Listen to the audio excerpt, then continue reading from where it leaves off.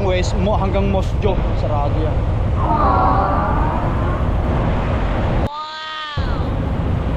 Stranded. Ano?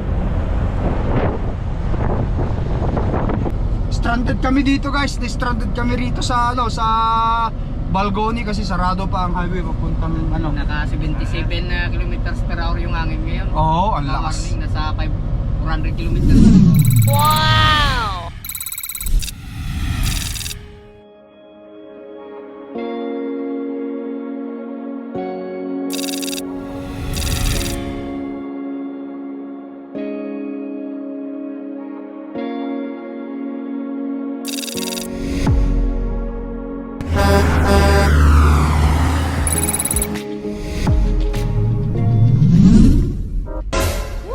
Hi guys, good morning. Nagbabalik ang lakay.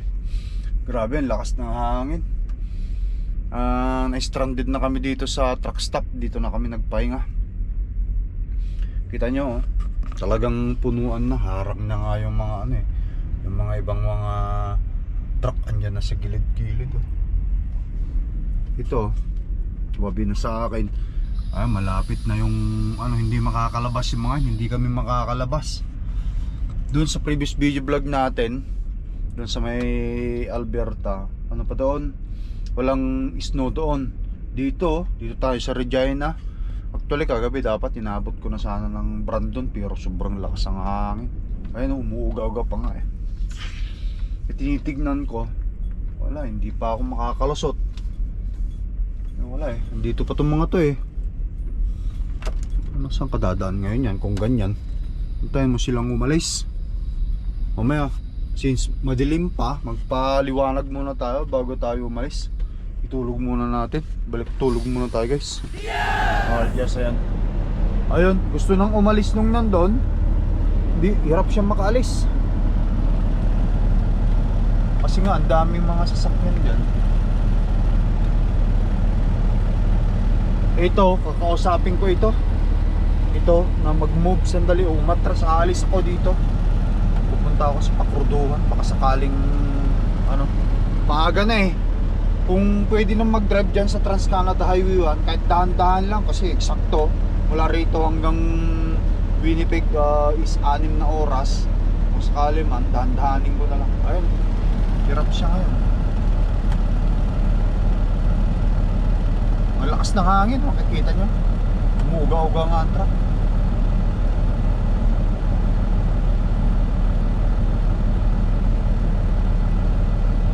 Alright, i-download ko yung Saskatchewan Highway Hotline para malaman natin yung mga lugar kung saan tayo pwede, kung saan yung ano, sa Regina.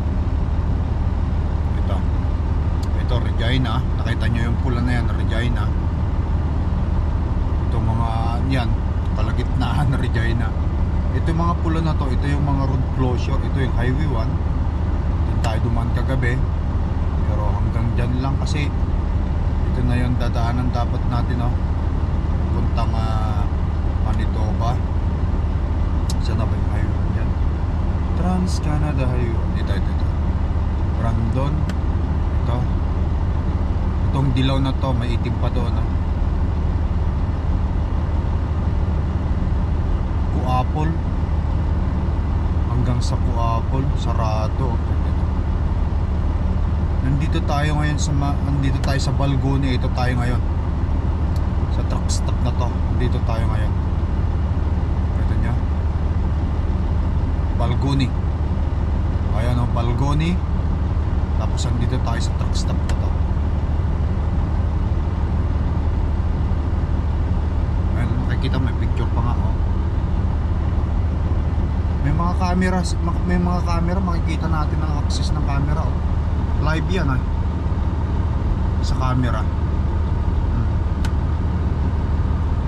Highway 1 at Balgoni provides Saskatchewan Highway Hotline. Ayan. Yung mga naka-install na camera sa highway, kapag clinic mo, makikita mo may access ka. So Balgoni, so dito tayo dapat kasi Highway 1 yan. Hanggang dito sa may Coapol ang ano, ang closure. Matindi dito oh, ayun oh.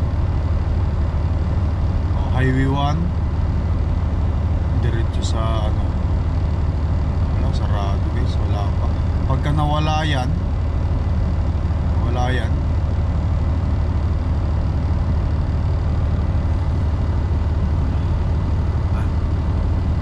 Pag nawala yan, tsaka tayo lalarga.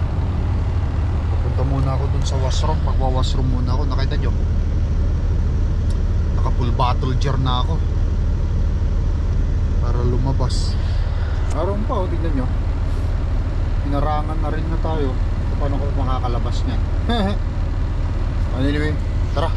Baba muna ako. Baba muna ako sa washroom. Baba muna tayo sa washroom. Oh, lamig.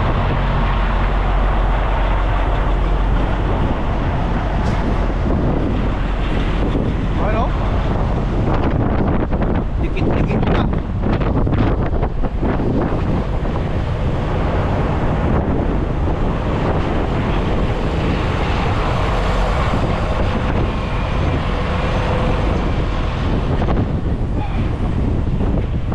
Pakibalita rin tayo sa mga kapwa natin, mga truck driver dito po. Anong status ng ano, guys, karsada.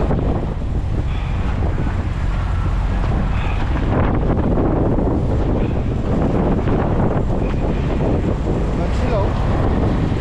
Stranded.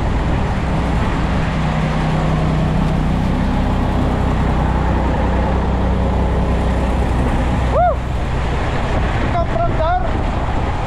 Did you come from there? I'm going. It's open? I checked into the website. It's still red until Coapol. You come from Alberta? You just come or last night? I'm going. Right now? You're leaving right now? I'm leaving, but I don't know it's open or not. It's closed in the website, yeah. Yes, it's closed. Yeah, it's closed. Where did you go? You slept here last night? Oh, okay, I'm still in there too. I cannot move too. There's a lot of truck over here, bro. YouTube, yeah. Alright guys, I know.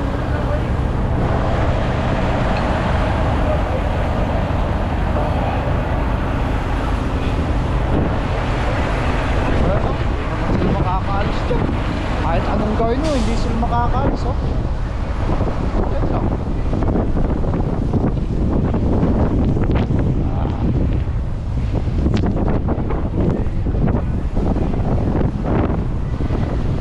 Gusto na rin siya dito, tutok na tutok. Bahala na. Ayun, oh.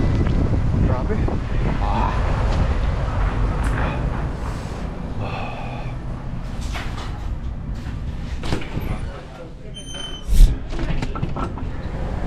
Alright guys.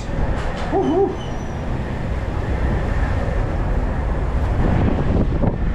Wala daw. Kausap ko yung mga truck driver sa loob eh. Hindi pwede umalis sa loob. Takas.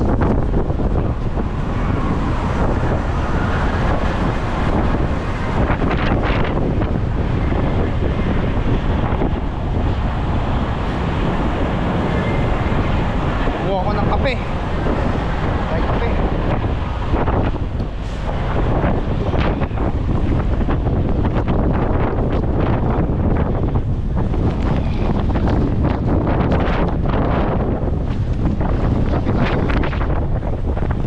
Hindi ko alam kung kailan itong bubukas. Tayo tayo. Hopefully mga maya-maya.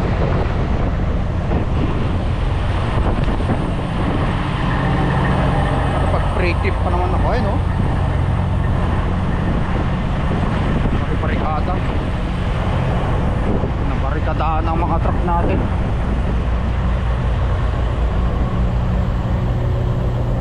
Ito yung trailer ko.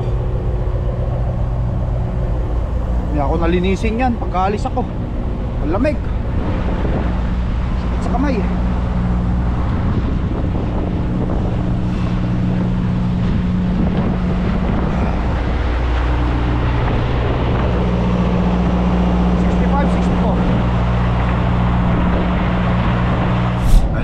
babalik ang Lakay Tracker. Dito tayo si kabayan Ronaldo Ronaldo Amor. Amorcan.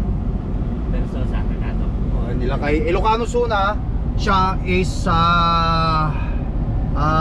Ilonggo. Taga Steinbach. Pare-pares pala tayo papunta ron. So galing kayo ng Calgary. Ito. Yung Kagabi? karga namin, kahapon pa kami mga alas 9. Oh. Dumating kami dito, alas 3 ng daling araw.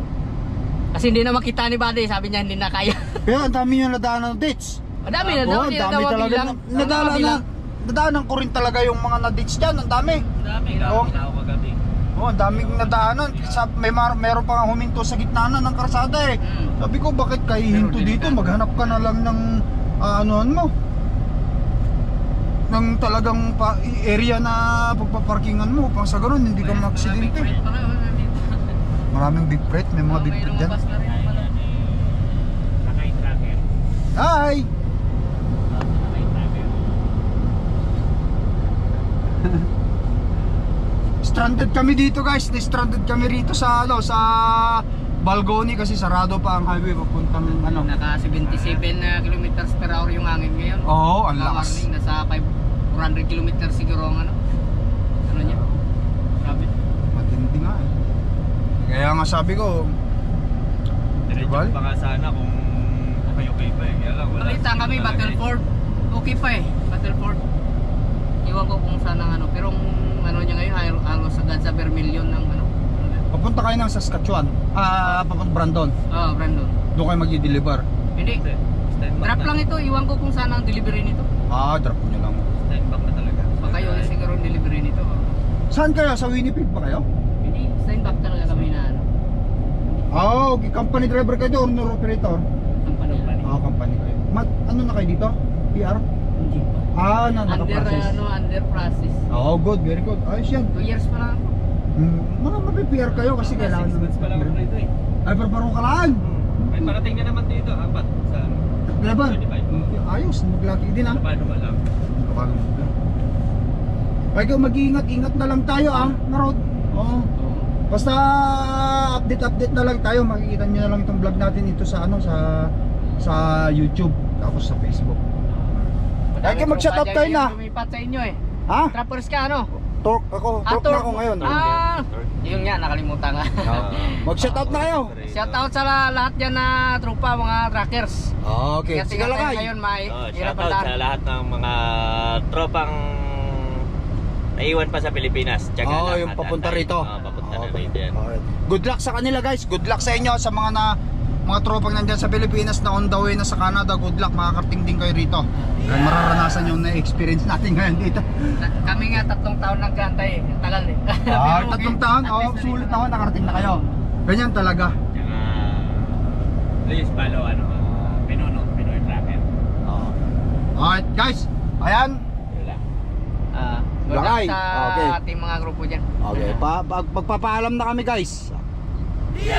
Ganun na lang muna, ingat kayo no. Sige. Ingat. Bro, okay. Okay. Parehas lang naman tayo papuntang east, so kung sakaling magbukas siguro, Lagi kaya, saan ang biyahe mo palagi? dito lang naman. Dito lang. Paikot-ikot. Hindi ka na natawin. Sige, kasano, ingat. Salamat. Okay. Oops. Woo!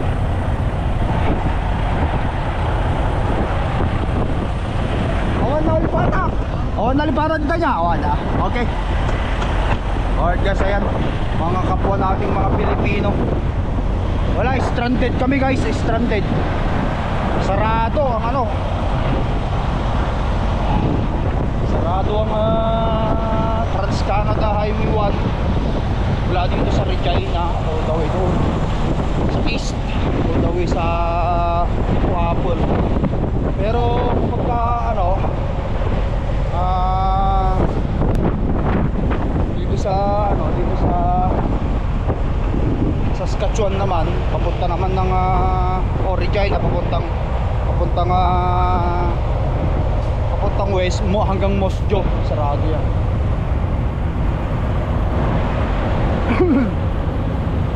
Stranded.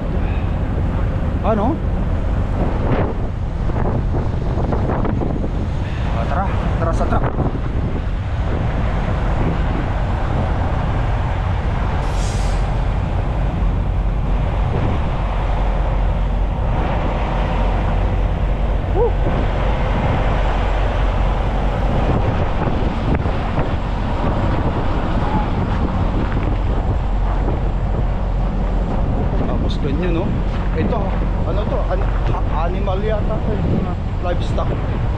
ganito kalamig, naku po, na-stranded ka talaga.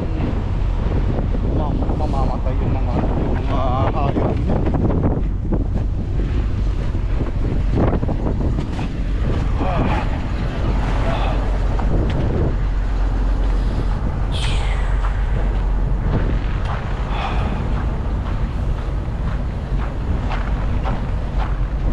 Tapos ko kumain kasi naglakad-lakad na ako. So, nalaman namin na sila, nag-aalisan na. Tignan nga natin kung pwede nang umalis, talalarga na rin tayo.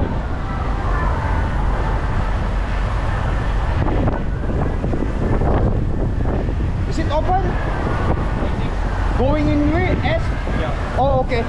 Vlog ka. Okay. I-check natin guys, i-check natin, tara. Check ko dito sa cellphone ko yun.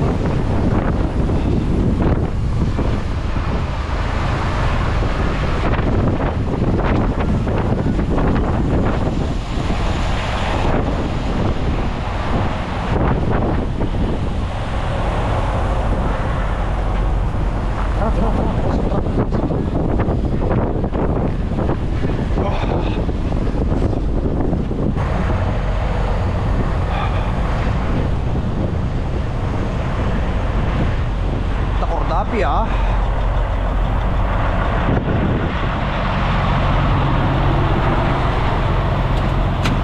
Okay.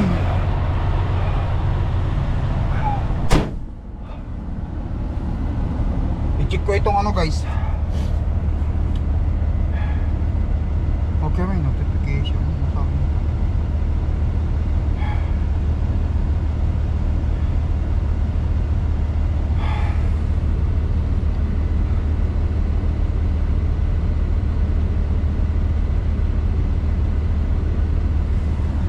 Okay, so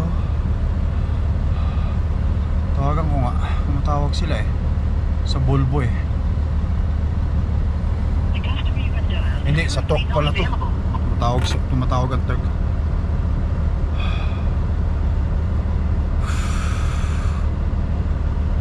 Okay, so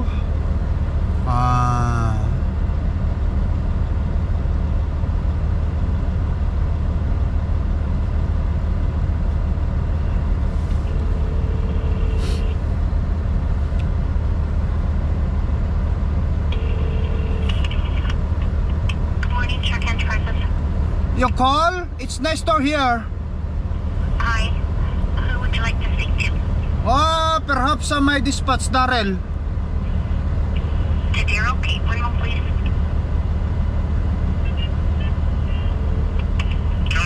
Yes, sir. It's nice to hear. Yep. You call? No, Diane, hang on. Diane speaking. Yes. Hi, Nestor. It's Diane. I left you a message. Oh, okay. About the POD? Oh yeah, I just forgot. Yeah. Oh, okay. I will send it right away, ma'am. It's so bad in weather here in Saskatchewan I right heard now. that Daryl said the highway's closed. Yes, I will close. I will do it right now. Okay, thank you. Okay, okay. Thank you. Bye. Alright guys. So puntahan muna natin itong ano nito. Itong kung ano na ba ang sitwasyon sa Saskatchewan Highway. Okay.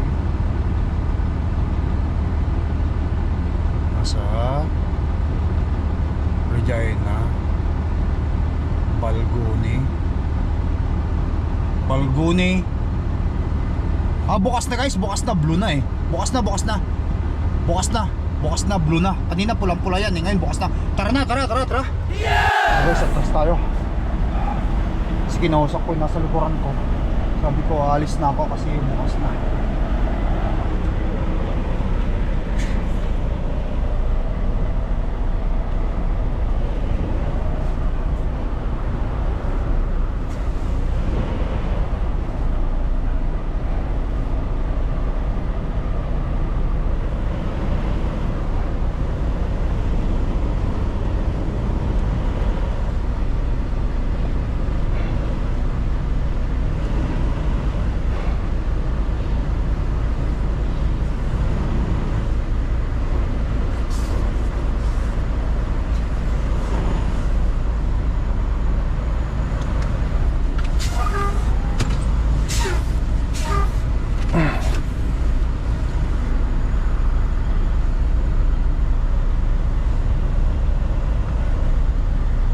Alright guys, let's roll na.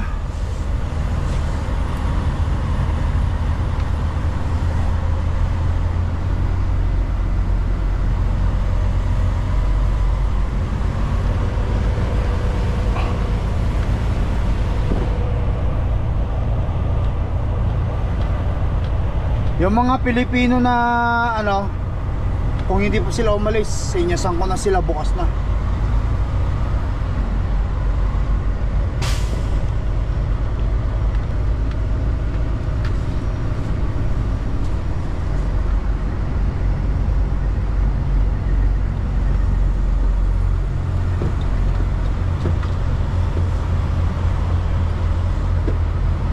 Wala na sila, umalis na, nakalis na. Big freight ng mga kapwa natin mga Pilipino.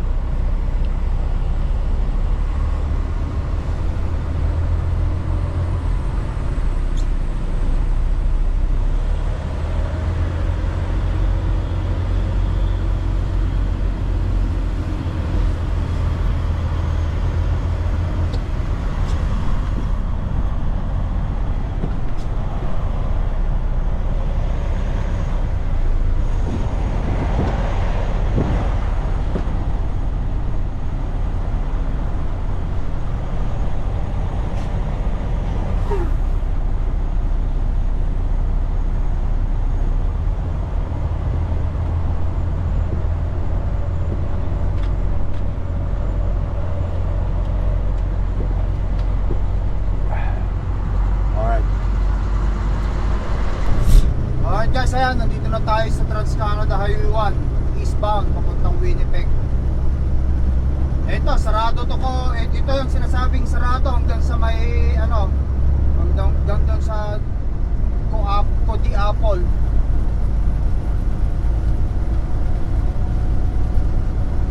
Malakas ng hangin.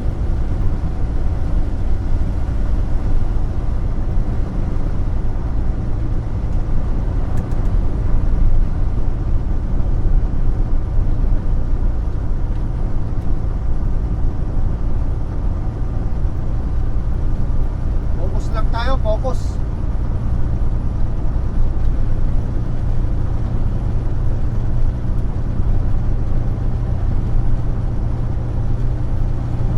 Meron pa akong 6 oras na drive eh. Ano na to? Alas 10, 10, 11, 12 1, 2, 3, 4 alas 4 or 5 kasi hindi naman ako makapag-speed up dahil nga dito sa lakas ng hangin hindi pwedeng magpabilis.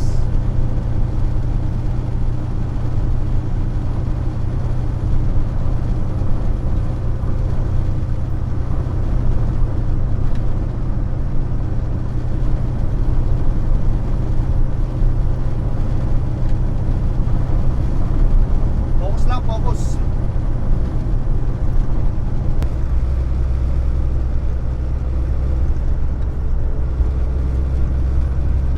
Ano guys?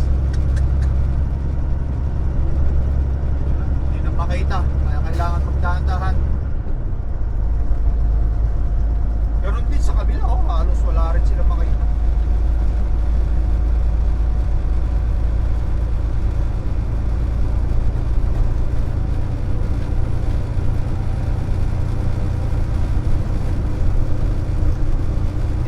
Sinusundan ko eh. Kaya nag-slow down ako eh. Masyado siyang mabilis eh.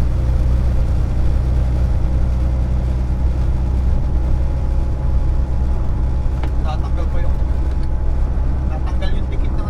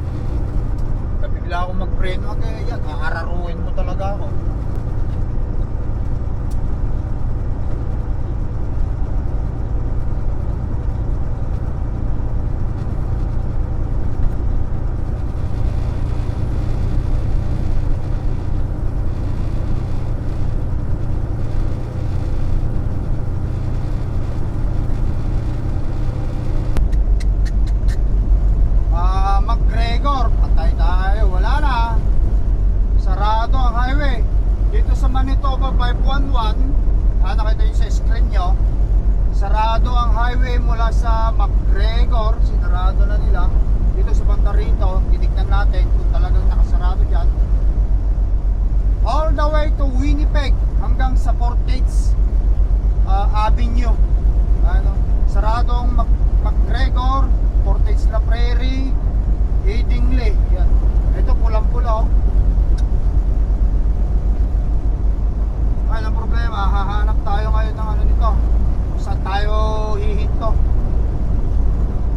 Kanina nung chinig ko, sarado siya mula sa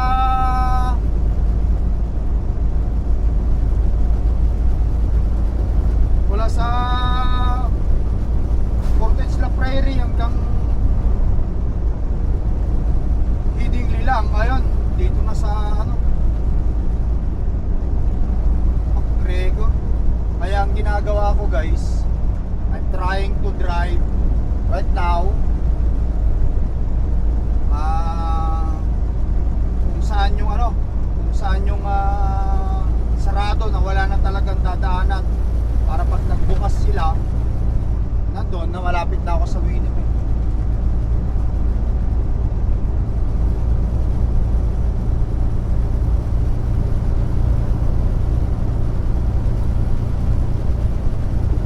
Limited visibility,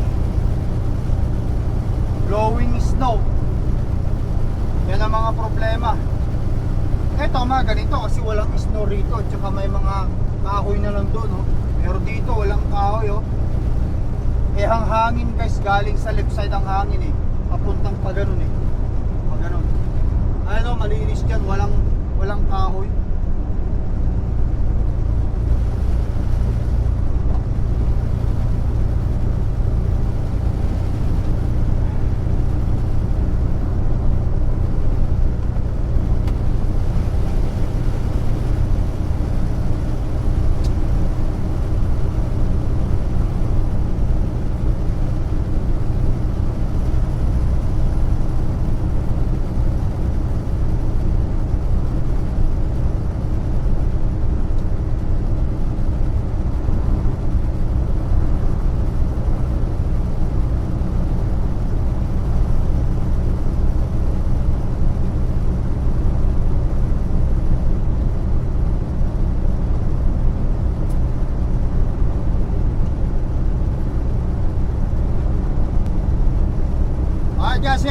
Just to be update, malapit na tayo sa Winnipeg.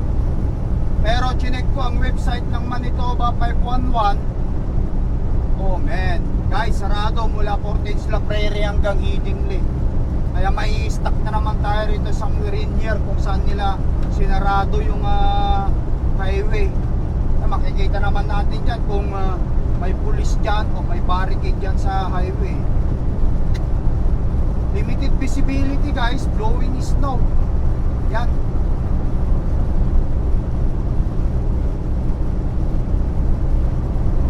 Ito i-screenshot ko mula dyan sa inyong yung pula na yan. Yan yung yan yung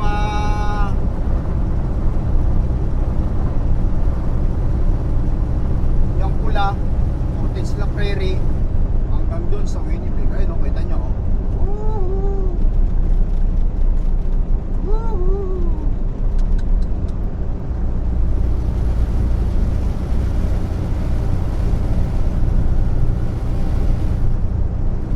mas matindi pala rito kaysa dun sa Saskatchewan, sa Balgoni.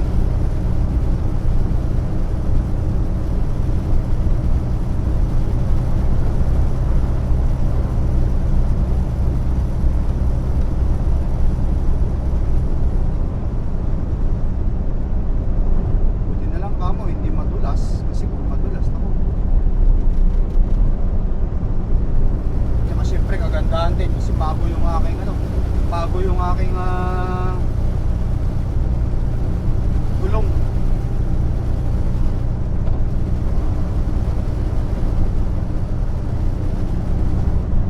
Bago yung ating drive car, pati itong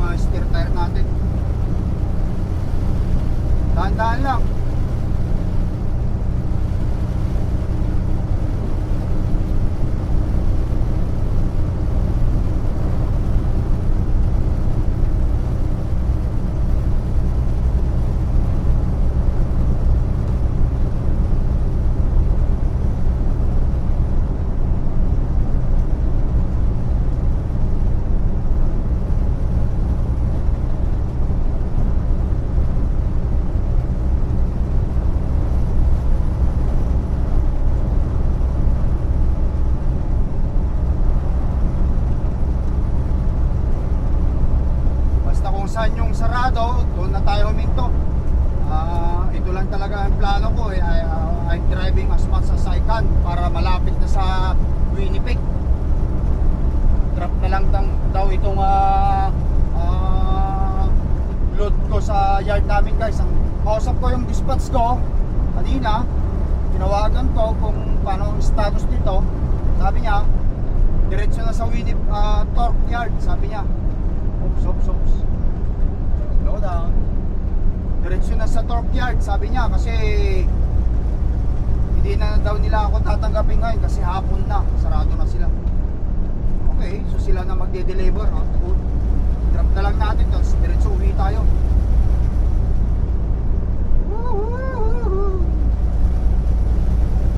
Dahan-dahan lang.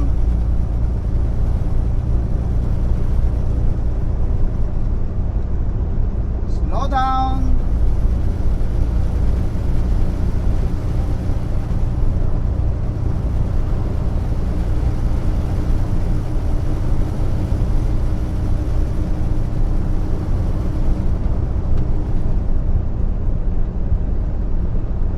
So far, wala pa naman ako nakitang na dates. Tsaka na jackknife o aksidente, sana wala naman.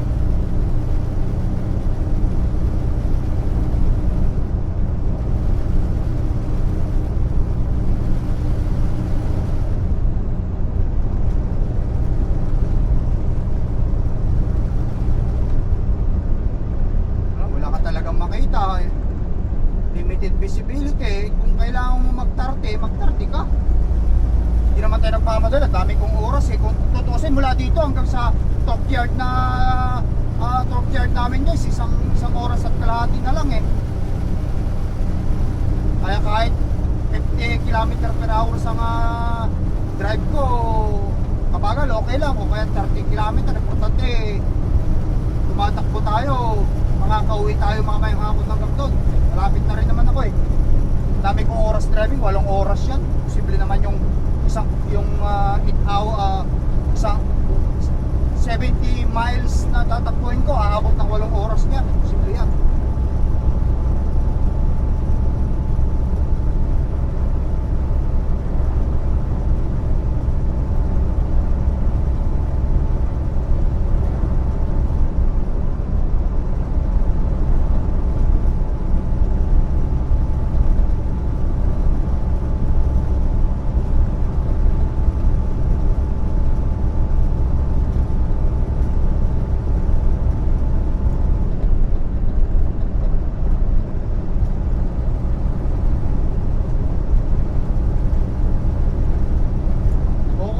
Guys, dahan-dahan lang.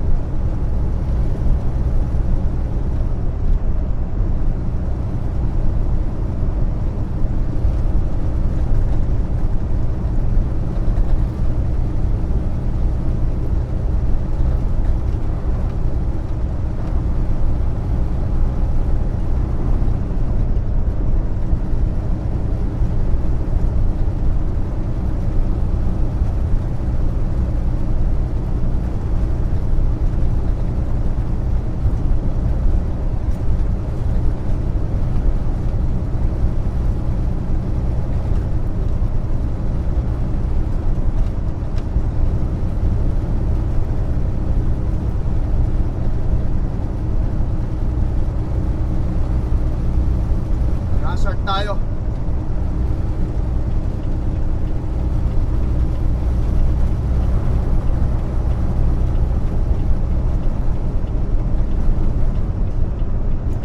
Ano? Hazard. Para makita tayo ng mga yung sumusunod sa akin sa kwitan. Alright guys, patuloy ko tong vlog ko. Until next time dahan-dahan kayo sa pagmamaneho. Thank you for watching. Mag-ingat kayo lagi. Ayan guys.